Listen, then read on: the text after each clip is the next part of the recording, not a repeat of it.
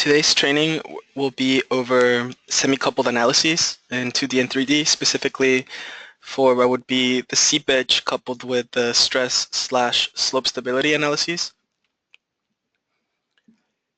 We're going to cover quite a bit today. Actually, we're going to go over 3 models, as we see two models over slope stability coupled with what would be a rain function, and then another model for slope stability by a hybrid method for a dam under rapid drawdown.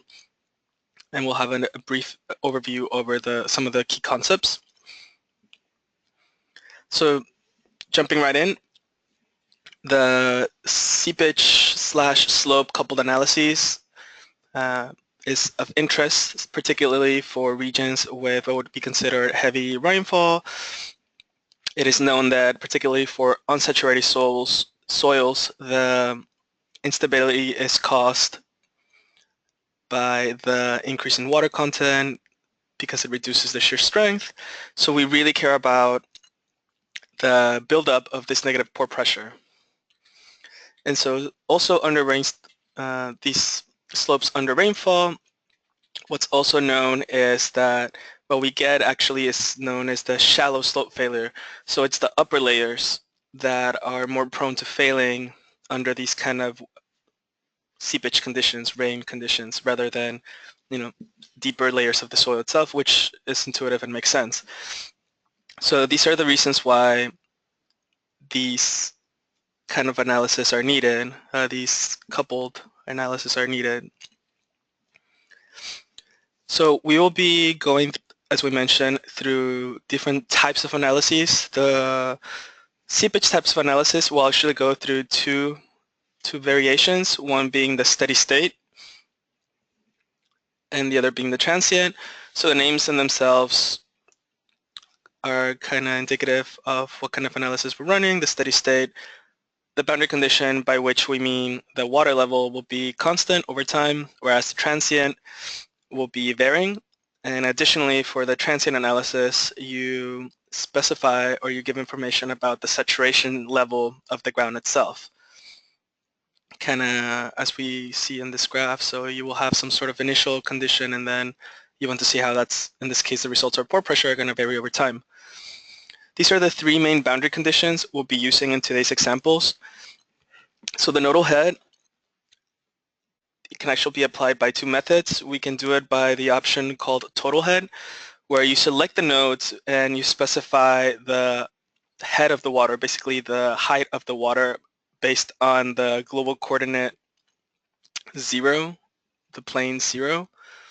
The other option is using the input pressure head, where you tell the program, you select the nodes or a line or a plane, and you specify that the pressure there is 0, basically telling the program that's where the water level is.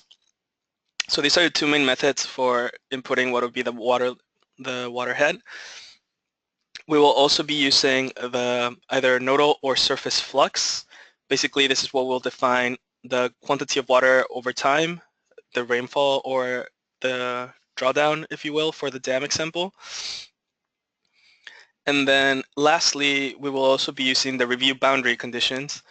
And this is basically when we don't know the saturation level, well, we don't know exactly where the water will seep out, we just define a review boundary on that face, and the program is going to calculate that for us. So in this example for this 2D dam, if we use the nodal head water level on the left side, we would put the review water level or boundary level on the right side, and the program will calculate the phreatic line for us. So today, as the name of the session is, we're doing these semi-coupled analysis. What that means is that they follow a sequence where we'll basically be doing them in stages. The first stage being the seepage stage, where we either do the steady or the transient. This stage will calculate the pore pressure for us, and that information will be then used by the next stage, which will be a stress stage, to run the stress analysis as well as the slope stability analysis. After that, we will go back to a seepage stage, in which presumably you would be running this because there's going to be another change in the pore pressure that will somehow affect, again, the stress results, either increasing or decreasing. But the reason we call these semi-coupled is that it's a one-directional, I guess, coupling. You're getting information of pore pressure from the seepage stage into the stress stage. However, any changes in deformation, any changes in the construction, like an excavation, that might, in the real project, affect or change the pore pressure will not be updated into the next seepage stage.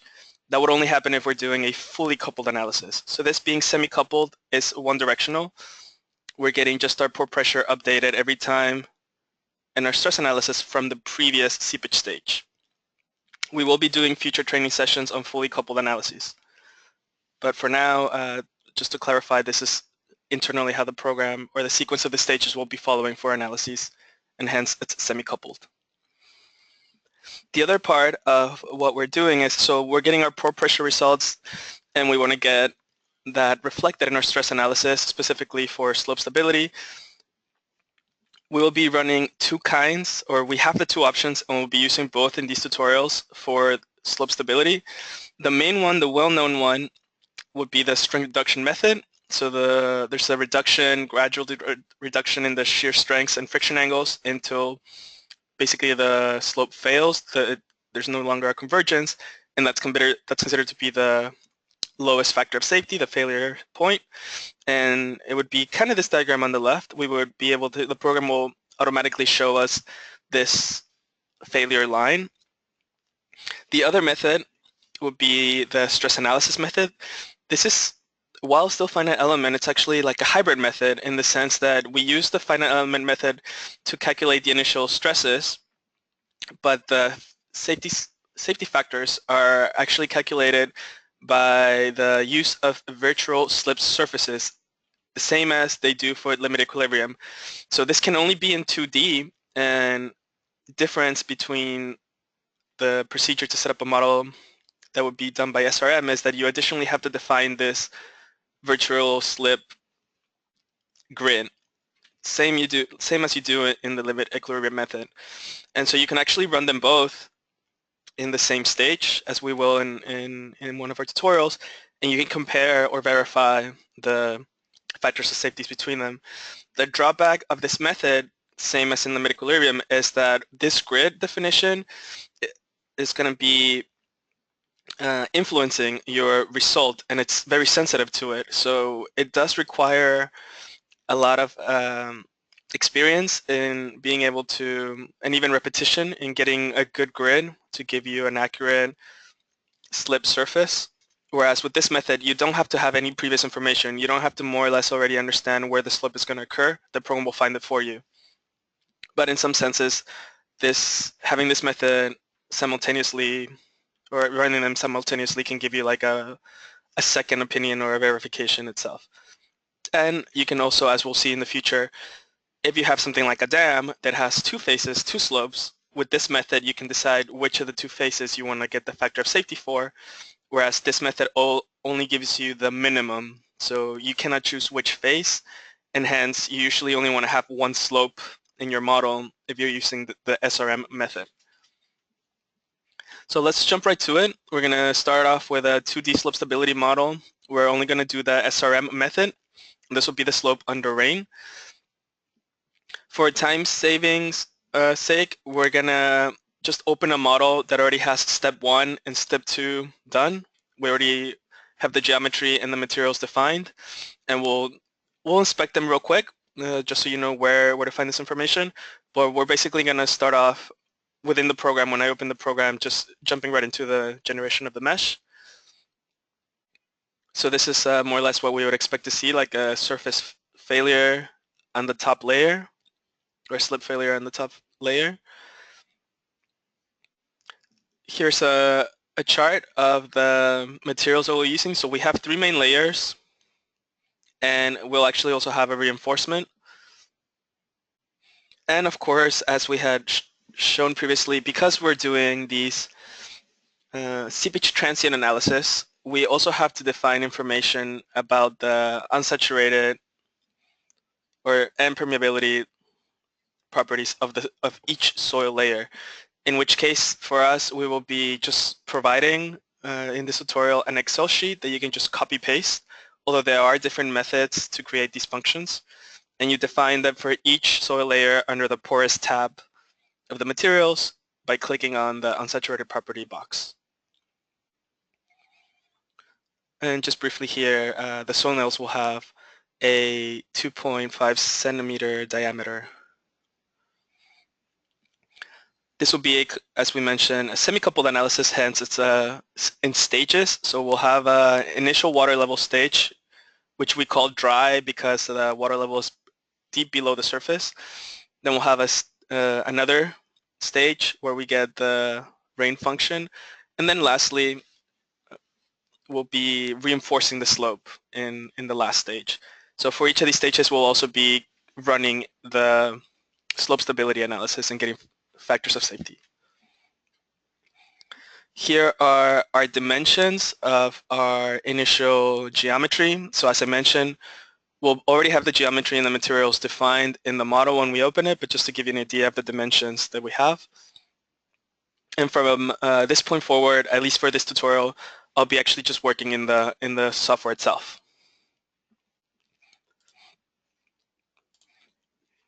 So here's GTS and X. We have, as I mentioned, the initial geometry already in place, which was imported from AutoCAD. And you can see it in the worksheet, but you can also inspect it directly from the menu. We already have our materials defined. So you can go to the Mesh tab, look at the individual materials if you like to, or this is where you would come, if you were starting completely from scratch, where you would come and define your own materials. So let's just, for example, pick the first soil layer. If we want to inspect it, we would click on Modify. And here are the following, the properties. The nonlinear tab contains, the nonlinear behavior for in this case, the Moore column constitutive model, which is based on cohesion and friction angle for the nonlinear behavior. And this porous tab becomes very important for these kind of analysis when we have the seepage, because this is where you control the permeability. This is where you also control the drainage conditions. And very important for the transient seepage analysis, as we had seen, is the water level content and basically the saturation level of the soil, which, as I had mentioned, we, in this case, just directly copy pasted from an Excel table, and you make one for each layer. So you can just copy paste it directly, or there are 3 other options by which you can create these functions for the permeability and for the water content.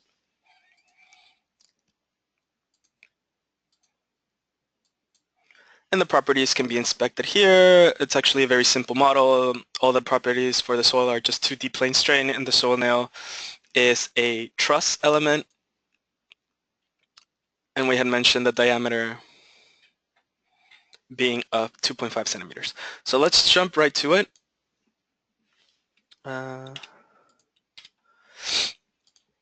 Let's start meshing. So I'm just gonna mesh by layers. I'm gonna go here to generate 2D mesh.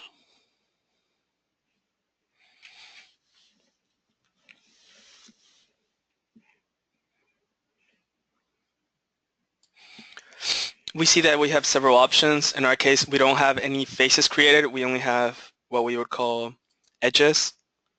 So we will use the second option called auto area. And I'm gonna select my first layer, including in the selection what would be the line intersects of where the nails are gonna go. So I want the nodes of the ground to be connected to the nails. I'm gonna give it a size of 1, which means 1 meter spacing between nodes. I'm gonna select the material, which in this case is the weathered soil. And I'm gonna click here on the icon right next to apply with the double triangle, which allows me to select or activate the higher order elements, which are also necessary for these kind of slope stability analyses. So we would click here. You can also select the element type if you want it to be triangle, quadrilateral, or both. We'll leave it at both. And because we have several closed areas due to the nails, I'm gonna deactivate this option. I want them all to be a single set, not individual sets for each of these little layers. So I'm just going to go to apply. Apply keeps the window open and keeps the current commands in place, like the options of the higher order element on, so I don't have to do it every time. So now I'll select the next layer. We notice actually that the patterns of the elements will also be based around these edges, which is what we want. Then there are nodes now along those edges as well, if we inspect that. So when we extract or mesh the nails, they will all be connected to the soil layers. So we go on to the next layer, which would be the weathered rock.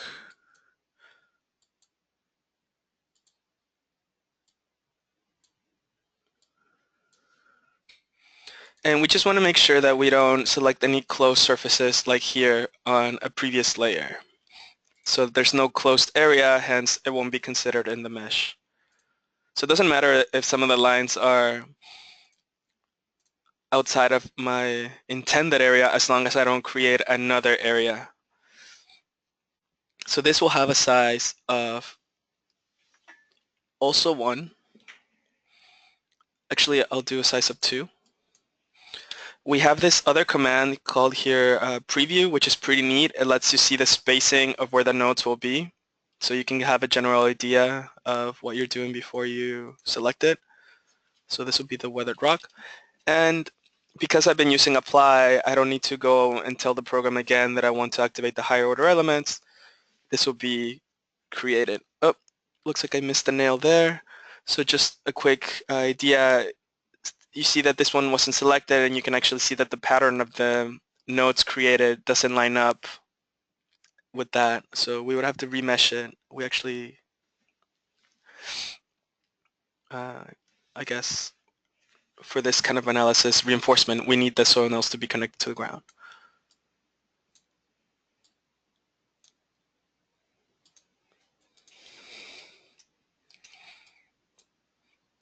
And here, I'll just select the top faces so that I don't have any other enclosed areas. Okay, so this would be the weathered rock.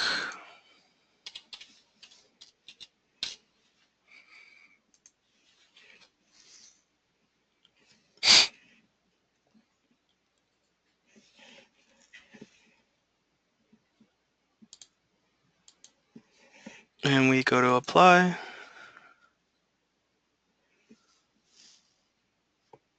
Okay, so now we see that the nodes line up to where the nails are, and we'll move on to the next layer. So again, it doesn't matter that I've selected other geometries as long as I don't have any other enclosed areas when it comes to meshing through this method. And I'll just give it a size of 3. And this is the, let's call it bedrock.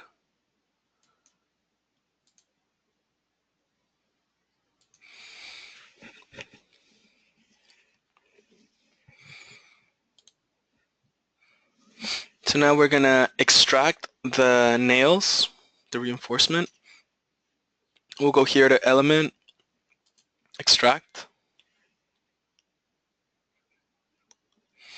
You can also just mesh 1D. It's basically at this point the same process.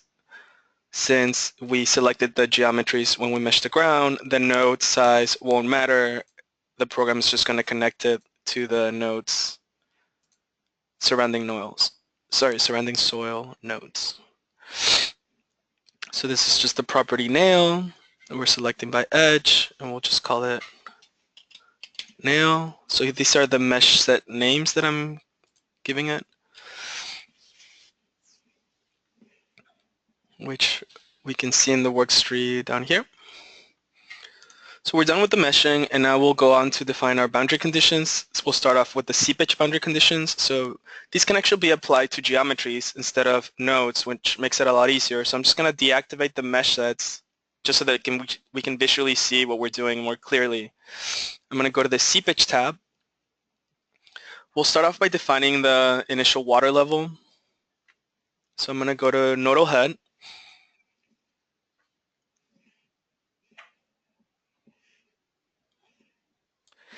I'm going to select the method edge. As I mentioned, this is much more practical than trying to select individual nodes.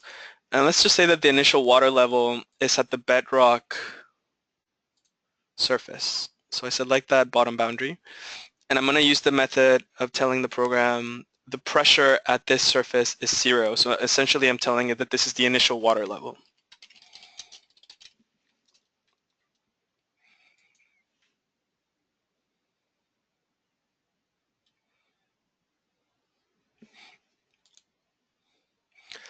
Next, we're going to apply the review boundary condition, and I'm going to apply this to the surface.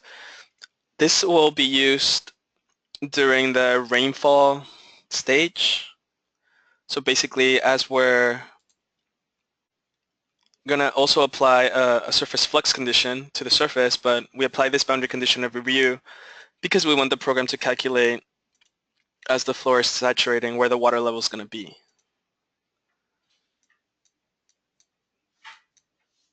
And this one can be a little tedious just because there's so many geometries, but we want to make sure only to select the top surface.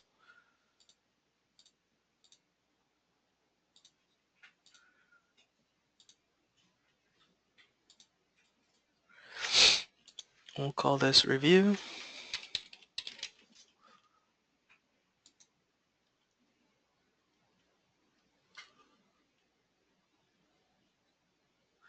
And then lastly, we're going to apply our surface flux, or our edge flux in this case, since we're working in 2D. So we'll go here to surface flux, which is basically our rain condition.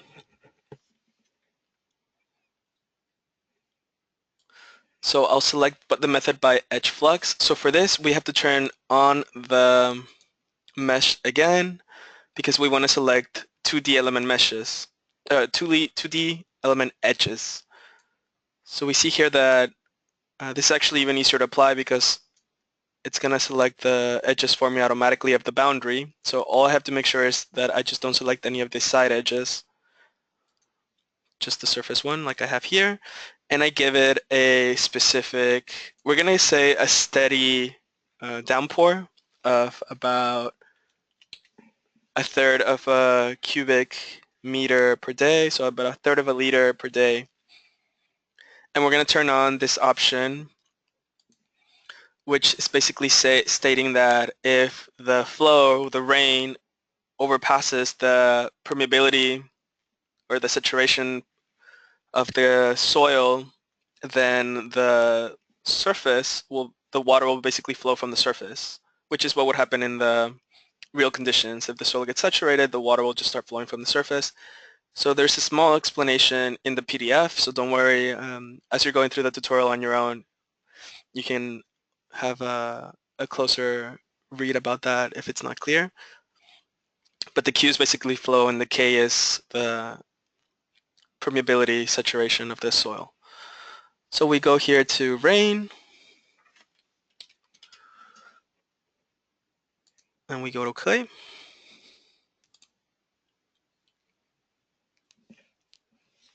So we see here we have all the initial seepage boundary conditions, and now we need to apply the stress boundary conditions. So that would imply the constraints on the bottom and side boundaries, and we can just do this automatically. We go here to constraint, auto, and we just give it a name to be the ground boundary.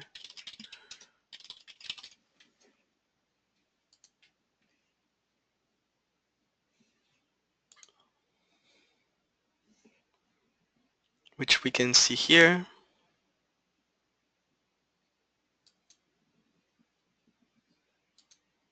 And then the other would be, in this case, the only load we're going to apply, it's going to be gravity, it's going to be self-weight. But you could also apply pressure loads or force loads or whatever it is you want it to directly on the slope.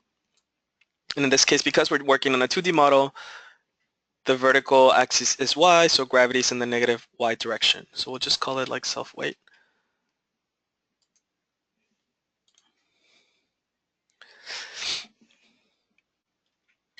And then we're on to define the stages: construction stage, stage set.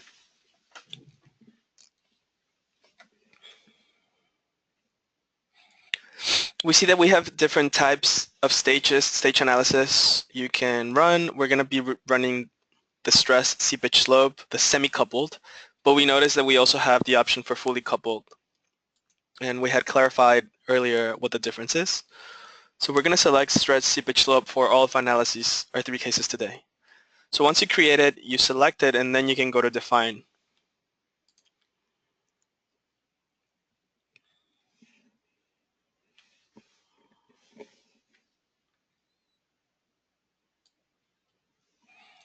So the first stage will be a steady state seepage state.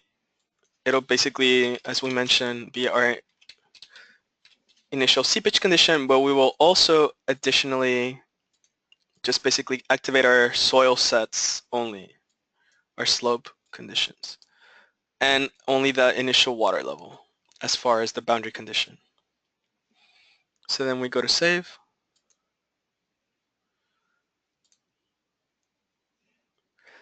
So this stage will calculate the initial pore pressure for us. So that means our next stage will be a stress stage. And basically this will be the initial stress. And so for this one, what we'll be activating is our stress boundary condition and our self-weight. What we can also do is clear displacements and actually tell the program that we want to get an initial factor of safety for when the state is considered, or the slope considered to be dry. So like kind of like a seasonal thing, if you will. So then now we go to the next stage. This will be a seepage stage. It'll actually be a seepage transient stage. So where when it's going to rain. So this is when we're going to activate our boundary condition for rain. We will activate the review boundary condition, and we're going to deactivate the water table, the initial water table. Additionally, this is also, because it's a transient seepage analysis, we're going to have to give it the duration of the stage, the time step, as we call it in this program. And so let's just say that it's going to rain for 2 days straight. And we can get a result for every stage, like every day if we want it, or just one for both. It's really up to us. Just be sure that this is activated, the save result, and these check marks are on.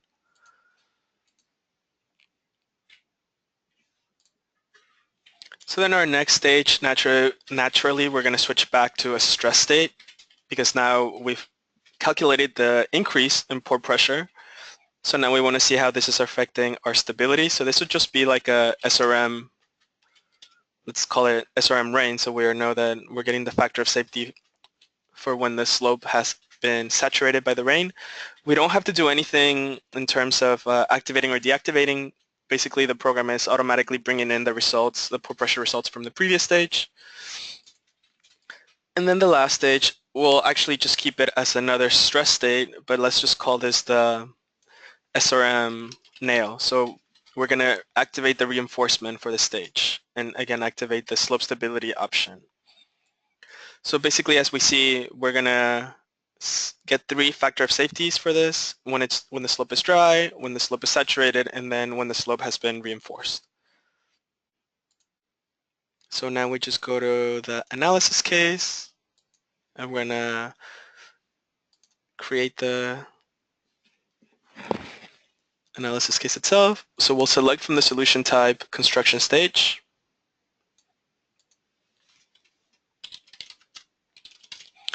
In the analysis control, there's a couple things we need to specify. For instance, we want to tell the program in which stage to start the stress analysis, which will be the second stage. We want it to consider automatically the water pressure, and we're going to give it a limit for the negative pore pressure of, we'll say 20 kilonewtons per meter square. And then lastly, in the output control, by default, the program doesn't have the strains calculated in the results but you can just turn them on manually if you wanted to. So these are important for slope stability results. So you can see your slope failure, the max shear strains. And then we just run it.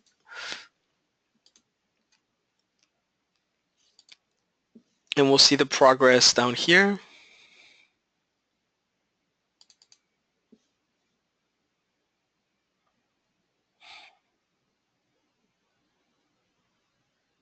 So while it's running, why don't I just go back to the PPT and we can look at these results. So what we'll see will be that the program groups the stages in order.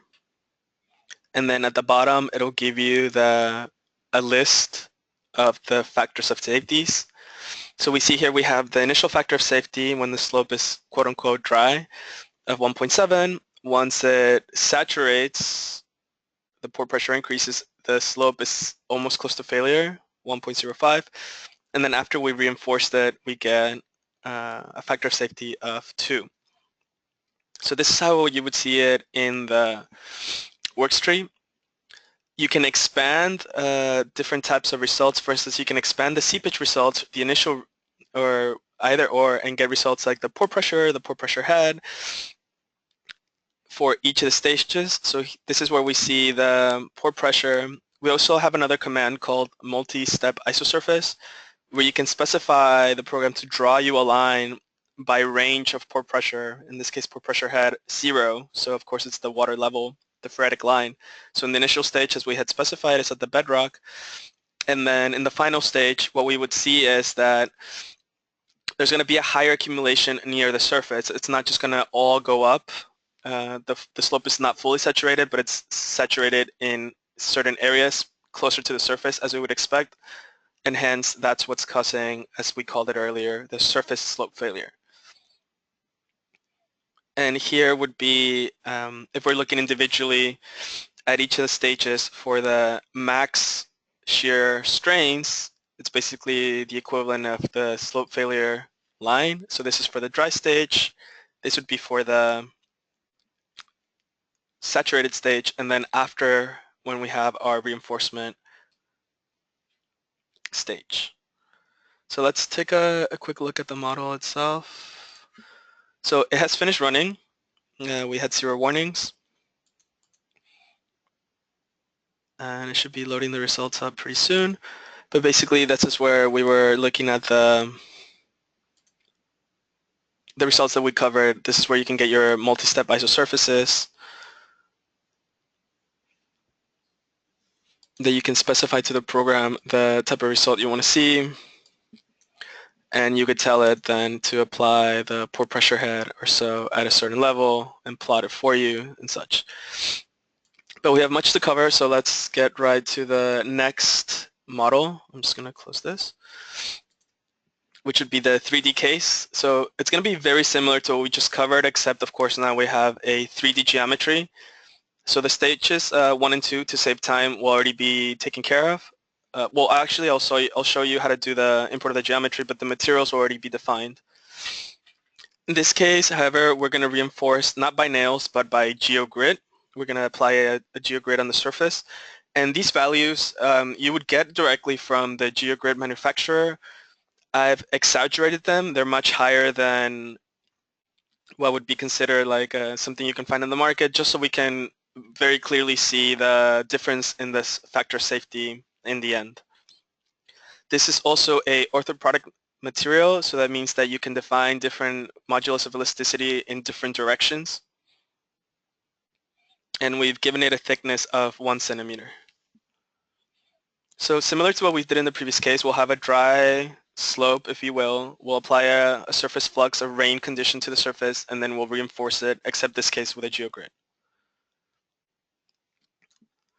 So I'll go back to the model. Remember, you can always inspect the material properties in the sections in these 2 tabs. And in this case, actually, the initial geometry won't be imported from AutoCAD, but we're going to use this function called bedding plane. which allows you to define information, borehole data about the different planes, the bedding planes, if you will, at different locations. And you can have as many boring holes as you like. In this case, we're going to have data from 5 boring holes. And in this example, we'll just say we found, similar to the previous one, 3 layers, a soil layer, weathered rock layer, and a bedrock layer. The program actually also allows you to import this information if you have it in the following format, as you see here, from Excel directly. So you can do this manually, specifying a location and giving the depth of each, and just creating a new table, a bedding plane table every time. Or as I just mentioned, if you have it in the following format, and this is a file included with the start files, you can just directly tell the program to import it, this being depth in meters, and the program will create these for you. So let's jump right to that. This is the start file for the 3D case. The materials have been defined. So as we mentioned, the 3 soil layers and the geogrid is 2D orthotropic. So let's go to the bedding plane function. And rather than manually defining this, I'll just go to the import and select the Excel table. The unsaturated properties for these materials are the same that we used in the 2D example. So it was also copied from an Excel table. And here I give it more or less distances for the X and the Y direction from the edge of the furthest point of the boring hole data. And then I can also preview this command and then just apply it. We notice that some of these planes cross each other. So right now we're only at the geometry level, and so this doesn't really matter. We're just going to use these planes to divide. What we're going to basically create is a block, a geometry, a solid block, and we'll use these surfaces to divide it. So of course, I already know the dimensions of my planes, so I know more or less the dimensions of what this block should be, and the location as well. So you want the block to fall squarely inside of your surfaces. And of course, this can take some calibration. You would have to probably inspect it from different views just to make sure that nothing is sticking out, which makes sense. If you want to divide something by a plane, the plane has to go completely through it to be able to cut it. So in this case, of course, it fits quite nicely. And so we can just go ahead and go to OK. And we see here that these planes are a little bit bigger. They should be than the solid you're trying to divide. So then we'll just go to solid divide. The target is the block and the surfaces are the tools.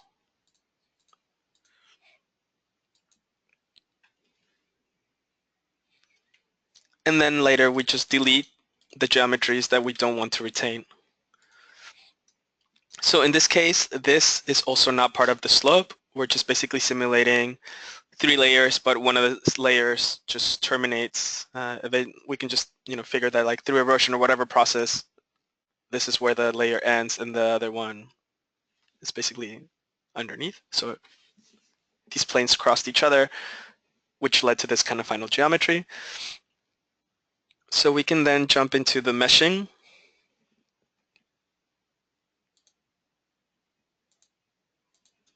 We'll go to Mesh, 3D. Select the top layer. I'll give it a size of 3. I'm going to select the shape to be the hybrid mesh, the material being soil, and recall that for slope stability analysis, you should activate the higher order elements. We'll just go to Apply.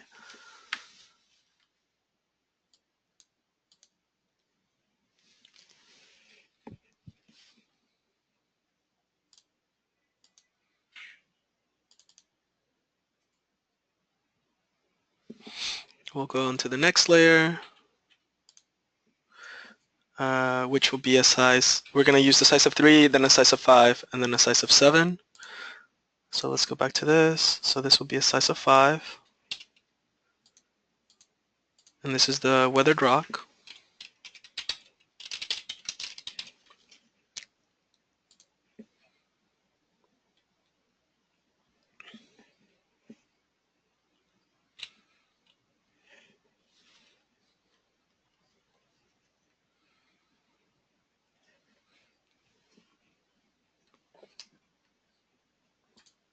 And then we'll use a size of 7.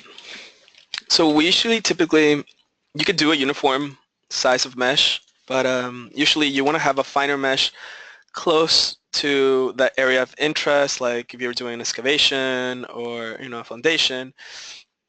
And then you can typically do bigger meshes sizes as you're getting away toward the outer boundaries. So in this case, since we know the slope will be a failure on the surface slope, hence why we're sticking to a smaller mesh on the first layer. And the reason we get a little bigger towards the end is just to cut down on running time. So then now we're going to go apply the seepage boundary. Oh, sorry.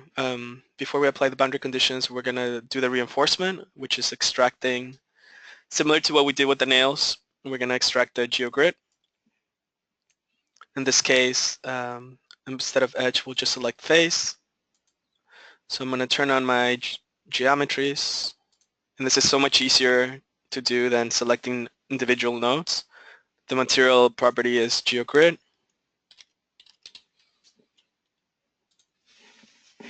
And now we have the geogrid as well. So I'm going to deactivate the mesh sets so we can go on to applying boundary conditions. So the first boundary condition will be the water level, initial water level. So it's almost exactly what we did with the previous model. We'll use the nodal head pressure 0. So here we'll select this method instead of face. And this is the initial water level. And then we'll apply now what would be the review boundary to the surface faces.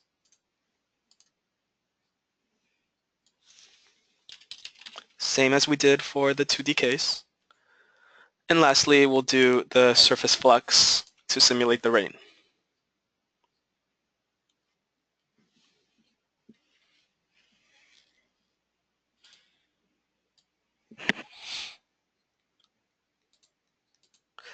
And we'll say yeah, it's going to rain about 0.35 metric cubes per day. We activate this option again. And so now we finished with the seepage boundary conditions. And again, we also have to create the stress boundary conditions. So like the outer boundary constraints, which again can just be done automatically, so long as your boundaries are vertical, like completely straight faces, and your bottom is completely flat. If you have curves, then you can manually define it yourself by the other option, not automatically though. And then we'll apply the self-weight.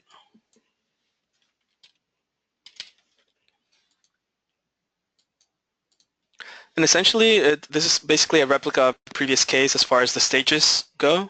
I mean, we try to get the similar conditions, the same kind of soil layers, the same process, except, the geogrid versus soil nails reinforcement is the main difference between these two, and of course the 2D to 3D. So as we recall, the first stage was initial seepage.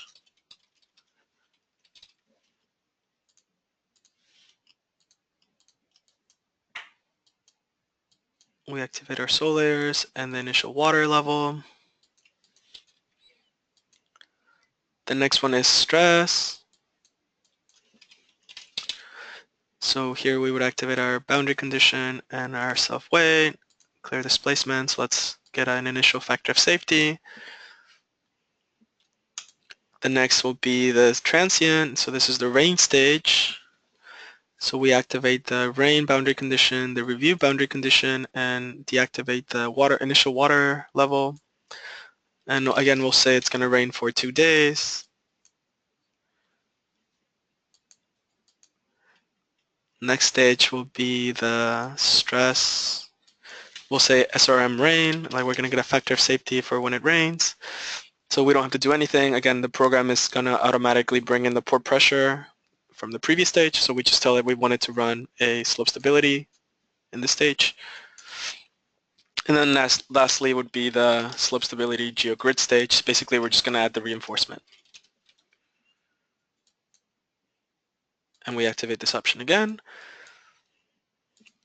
And so we go through and go to the analysis case one more time and set up the same conditions as in the previous one as we did. So this would be like 3D slope. In the control, we want to tell it that the stress will start in the second stage, consider the water pressure automatically, limit the negative pore pressure to 20 kilotons per meter cubed, and then activate the strain results as well, and then just run it. Now this being 3D slope stability with stages, we're gonna basically have 3 cases of SRM running, would take much longer than what would be practical for this session. So again, let's just like run through the results in the presentation, and then I'll actually just open a model that's already finished running, just for time's sake, so we can get to the third case. So this is what we were doing. We were defining the stages, we defined these conditions. So again, the results tab will look as follows. Each stage will have its own results that you can expand, and then in the bottom you see the factors of safeties. So in this case, the initial factor of safety was 1.4. It drops to about 1.1 with the water saturation through the rain. And once the geogrid is activated, we get it up to 1.25. Obviously, the geogrid in a 3D plane will be less effective in reinforcement as what would be 8-meter nails in a 2D plane. So hence why we don't see such a big jump in the SRM, and also why the materials were exaggerated a little bit, so this result becomes a little more clear that there has been some reinforcement. This multi-step isosurface command also works for a 3D case, so you can actually also select the pore pressure, specify that you want it to be plotted at 0 so that you can see for individual stages where the water levels are at each point. And similarly to what we expect and what we would see in the 2D case, the water level is going to accumulate more near the surface. It doesn't have time to seep all the way in our current setup, and hence why we have a surface failure. So this would be the 3 stages of the, I guess, max shear strains. But because we're working in 3D and this model intentionally kind of has like a little warp in the middle, it's kind of emphasizing that with a 2D slope, you might be only looking at maybe one of the edges. You might not be getting the lowest factor of safety, which might be concentrated right in the middle or at an angle given a full 3D geometry. So this is where it's critical to have these kind of 3D analysis cases. So let's look here at the results. So as I mentioned, you can look at each individual result. So the seepage stage will have different results than what would be the stress stages. So for instance, you can get the pore pressure head for the seepage, but then in the, let's say, reinforcement stress stages, you would have other results like forces, stresses, strains.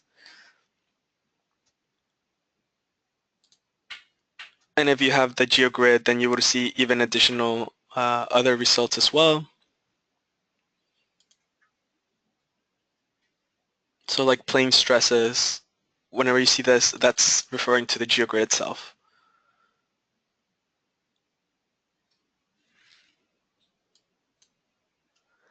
So in the different directions. And the other thing was the multi-step isosurface for the seepage results.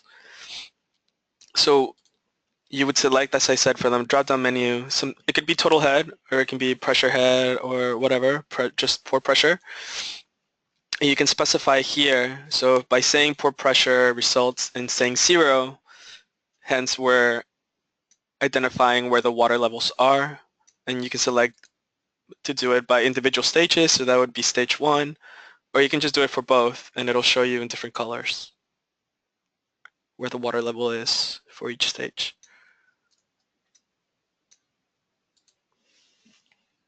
And the slope failure is typically seen not by the displacements, but by the max shear strains. I mean, displacements will also give you an idea of where the concentration is. So this is for the stage with the geogrid. This is for the stage without the geogrid. So you see with the rain saturation, it's actually not even directly vertical. It's kind of like at an angle. So this is something that the 2D, if we were to do some clipping plane, like cutting this model in 3D and wanted to take a 2D view of it, kind of to simulate what would be this 2D analysis, we would be missing part of the information. We wouldn't necessarily see the whole picture, if you will, because to us from the side might look, we're only getting an idea. We might think that this is the most likely failure, but in 3D we're actually able to capture that it's even at an angle, slightly, but there is a higher concentration on one end. So 3D is very important for these kind of slope analysis, especially when it comes to also dealing with reinforcement. So we can move on now to the last case. I'm actually just gonna stop running this, but this is what you would kind of see as you're running the analysis. It'll tell you what stage it is, how much time each stage took, if it's converging, if it's not converging, and such. Let me just stop running that so that we can move on to the last one. So now we're gonna do a 2D dam stability analysis with a drawdown, but we're gonna use both SRM and SAM, the SAM method, which includes this grid. So we'll have an initial full dam. We'll create a function of a drawdown. It'll draw down to 5 meters, and then we'll keep another unfilled dam analysis at 5 meters as well. And we'll get factors of safeties but by both methods, so we can compare them one-on-one for one side, or we can compare having factors of safeties on both sides. So these are the three main materials. We have a core, a fill, and a subsoil.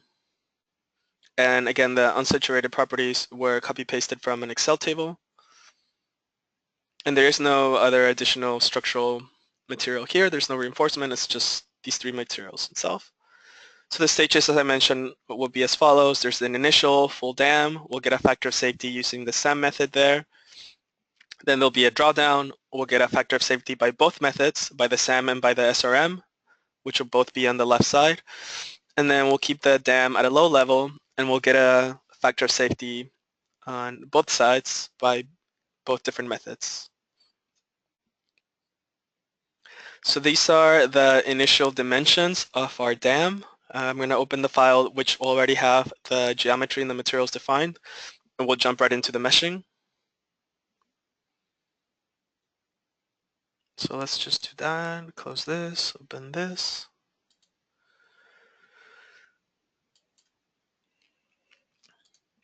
So we'll go to Mesh, 2D.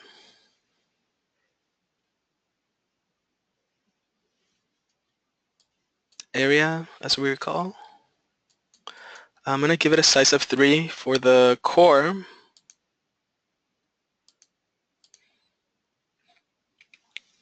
And additionally, what I'm going to do, we'll select the material.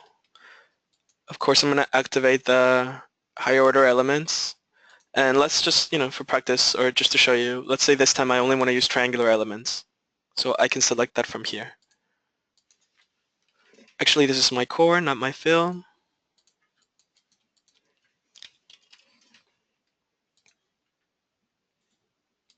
Then we'll move on to selecting the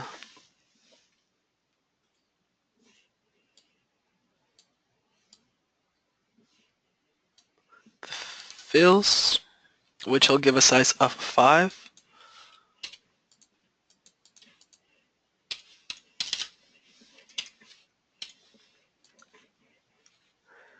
And lastly, the subsoil,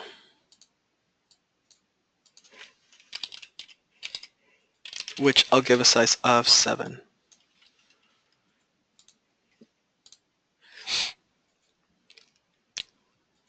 So now we're gonna, similar to what we've been doing, go on to define the boundary seepage conditions first. So we'll go to the seepage tab, nodal head. Up to this point, we've just been selecting a phase and telling the program that's where the water level is by saying pressure there is 0. But in this case, we're going to use by the type total, and I'm going to tell it the height. I'm going to tell it it's at 25 meters relative to what the program has as the origin. So as you recall, this dam is 30 meters high starting from the origin. The origin is at this plane.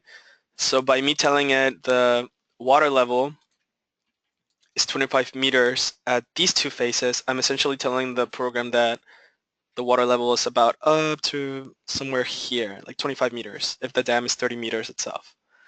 And I'm going to activate this option. So this is the, oh sorry, I'll only activate this for the drawdown, not at this stage. So this is the initial, so I'm just going to call this the 25 meter review or head. I'm going to do the same, select the same two faces, but I'm going to do it now for when it's low field, when it's at 5 meters. I'm going to apply the boundary to the opposite side of the dam, the face, since we're creating the flow from left to right.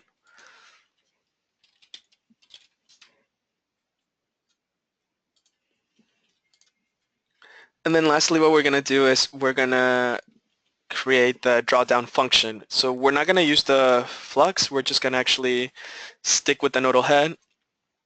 We're going to select the same faces that we've been defining the water level. This time, though, we're going to create a function, which I can do here. And so basically, this is a function of the water level over time. So at day 0, my water level was at 25 meters. After 5 days, it has dropped down to 5 meters. And then for another 5 days, it stays at 5 meters. Sorry, after another 5 days, so that would be 10 days, it stays at 5 meters. So we'll get this kind of hockey stick shape. But we see basically what's happening. It's dropping from 25 to 5 meters over a period of 5 days. But overall, this whole function is 10 days long. So now I can select that function, and this becomes a multiplier. So I want to give it a value of 1. This will be the rain. And here I'm activating this option. Again, in the PDF, there will be a detailed description. You can also find in the manual of what this does. So basically, because there's a drawdown, there's going to be suction created. The program is essentially, this function might happen, the drawdown might happen much faster than the water has time to seep out. So this function prevents that there's flow that's not realistic. There will eventually, because of the permeability, be some backflow, but not as fast as it might not naturally occur. So now we have that function. We've created our boundary conditions for the water levels. And so we can go on to create the boundary conditions for the stress level or stress stages. Again, we can do it automatically.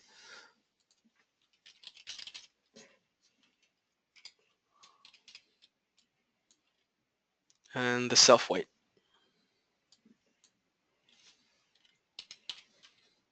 Again, 2D, so self-weight is in the negative y direction. And now we can proceed one more thing.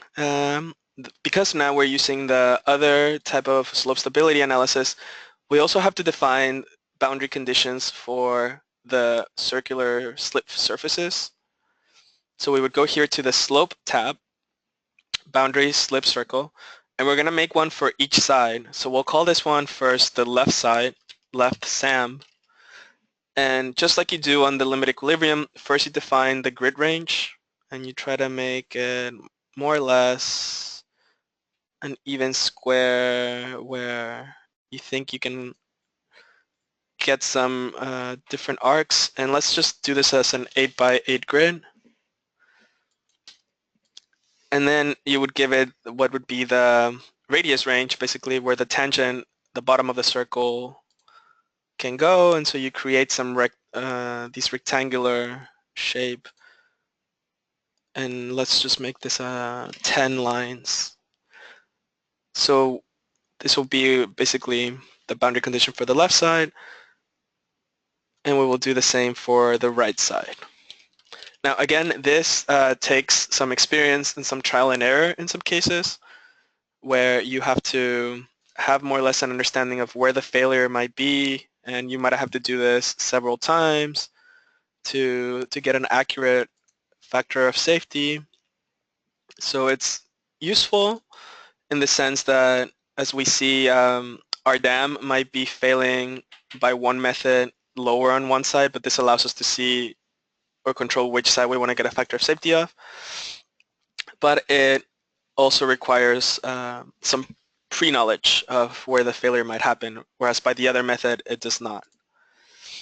So now we're done with boundary conditions, and we can proceed to define the stages.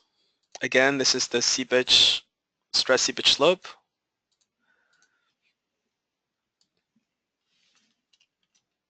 So I'll do this active. So as always, our initial stage will be seepage. We want to get the pore pressure. It's a steady state. So we activate the soil layers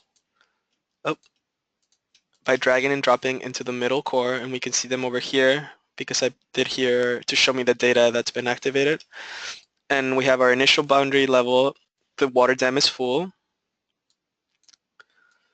And we apply, so the boundary of 25 and the review. So we want the program to calculate the pore pressure and the seepage through the dam.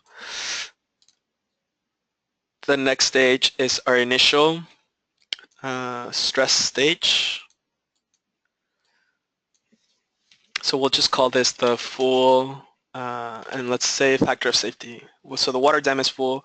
We're going to activate the boundary condition and the self-weight. We're going to clear displacements. What we're also going to do is we're going to activate the boundary condition on the right side for the slope stability SAM analysis. And so we're going to check this one on for this stage. We'll go to the next stage. So now this is when we're going to have our drawdown. So remember, this is a transient. So we activate our, oh, I'm sorry, here I called it rain just from, it's been over and over in the last two models, but this would actually be the drawdown condition. We remember to define the function, and we said that over 10 days, there is going to be this drawdown. So the stage duration should match the function, whatever function you're using. The review boundary stays on, but this time the initial boundary level of 25 meters should be deactivated. So now we're going to move on to the next stage. So of course, we'll go back to the stress stage. So this is when we've had the rapid drawdown. We'll call it rapid drawdown factor of safety, so FOS. So of course, the pore pressure has been updated from the previous stage, but this time we're going to replace the boundary condition of the factor or slope stability. Let's focus on the left side. So we cannot have both of them turned on at the same time. So I am deactivating the right and activating the left, as we see over here. So I'm activating the slope stability by the SAM method, but this time let's do a comparison of these two methods.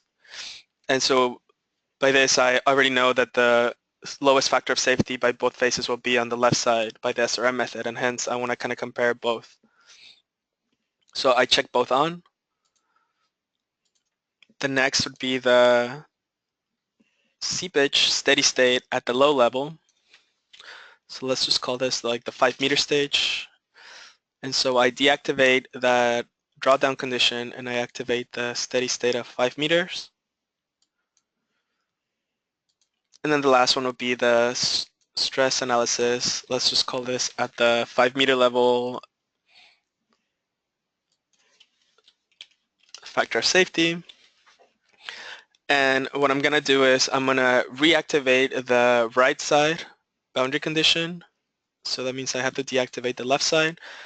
But I'll leave both on, both methods. And so we'll see that, again, the slope stability by the SRM method is going to determine that the lowest factor of safety is on the left side of the dam. but by me choosing specifically to have this grid on the right side, I can actually get factor of safeties on both sides of the dam, even though one would be higher or than the other.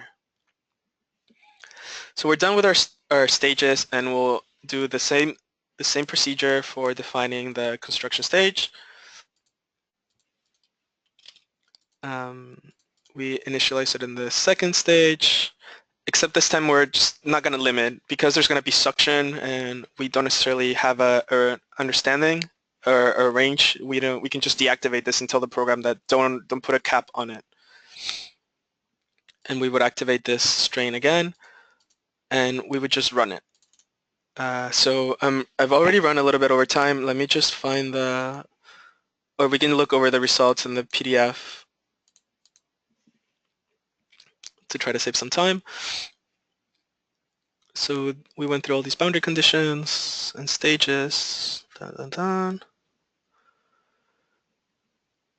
Okay, so similarly, we will be seeing the list of all the stages. Now we see more results for factors of safeties. Remember that we're in some stages doing it by two different methods, be it by the SRM or by the SAM. So if you see SRM in the name, that's the factor of safety for that method of slope stability. If you don't see it, for instance, in this case, that's by the other method. So here we're actually comparing, this is similar or inspired by a 2D Plaxis tutorial. This is a screenshot of their graph of their factors of safeties. They did it a little bit different. They also had a slow drawdown, not just a rapid drawdown, but let's just focus on the similarities between us. So at the highest level of the water, their factor of safety, this is a 1.8. So it's stabilized around let's say 7.5. So we have around 1.76 for ours. Then they had it at the low level. There's just a little bit below 1.7.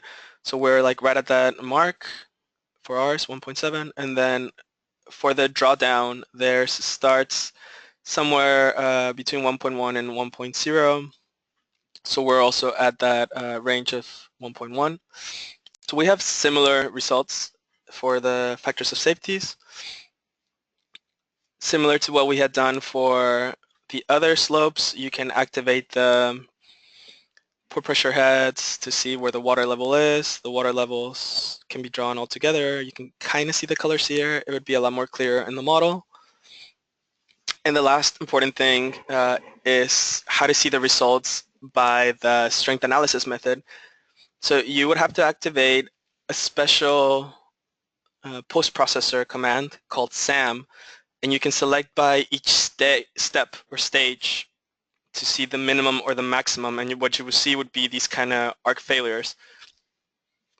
So this first graph shows when the water level is full, and so we see we have this kind of a arc failure. The second stage is when there's the drawdown, and if you recall, we activated both methods, and here they coincide nicely. We're seeing the SAM method is showing us this grid, but the color in the background of the failure is by the SRM method. That's the max shear strain, as we saw in the slopes. So this coincide quite nicely.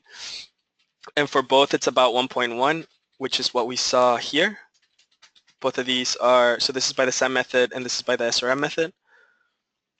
And then in the last stage, recall that we also activated both, but we moved the grid back to the right side. So by the SRM method, it's telling us that actually there's a lower factor of safety on the left side of the dam, but we can also force it or tell the program, well, I'm interested in the other side of the face as well, so show me the factor of safety. And so what we see there is that on the right side, this is the SAM result, it's 2.1 factor of safety, but by the SRM method, on the left side, it's 1.7. So this is how you can, that's the benefit of having this grid. It's only for 2D, but you can control, if you have more than one slope, which side of the face this is happening in. So I'll just quickly show you where you can see those SAM results. All the other results we've already seen. So we go here to result, we go to special post SAM. And as I mentioned, depending on which stage you are, is where the grid is going to be. And so you can specify to show you So the only kind of results this shows you is the arc failure. You don't have to have anything else on, but you can see it for the different stages. So you would see it here. And you can increase the thickness of this line. I mean, you can have other results turned on if you like to see a comparison if you're doing both methods and such. But that is basically the conclusion of this training. Thank you very much for your interest.